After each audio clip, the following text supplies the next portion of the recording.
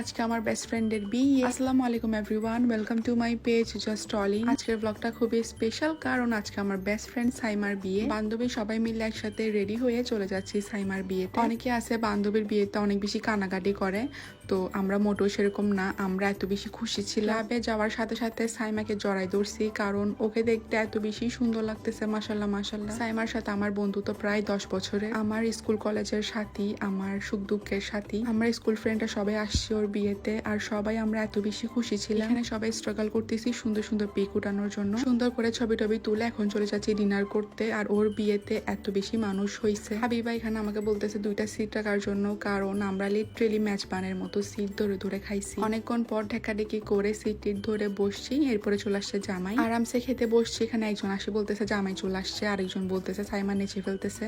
কিসের উপর খেয়ে দিয়ে তাড়াতাড়ি করে চলে আসছি নিচে। আমরা নিচে নামতে নামতে জামাই অলরেডি চলে আসছে আর সাইমা একদম রেডি ওর এন্ট্রিটা দেওয়ার জন্য। এন্ড ফাইনালি সাইমা ওর এন্ট্রি দিচ্ছে, আর ওকে এত বেশি সুন্দর লাগতেছিল সেদিন।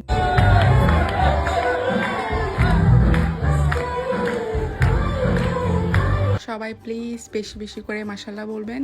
এরপরে যেখানে টাকা উড়াচ্ছে আর ছোট বাচ্চারা কিরকম করতেছে জাস্ট দেখেন। সাইমার বিয়েটা এত বেশি সুন্দর হয়েছে, আমরা সবাই এত বেশি মজা করছি ওর বিয়েতে। দ্য হ্যাপিয়েস্ট ব্রাইড ওর বিয়েতে এত বেশি খুশি ছিল। আর এই যে দুজন একসাথে নাচতেছে এখানে। আমার school friend, college friend almost সবার বিয়ে হয়ে গেছে, তো আমি সবার বিয়ে খাইছি।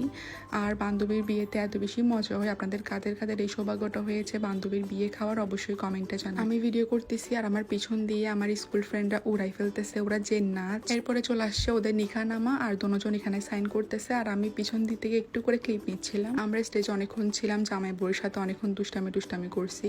এরপর ওরা ছবি টবি তুলতেছে। এই যে আমার বান্ধবীগুলা স্টেজে জামাই বউয়ের সাথে আবার নাচ।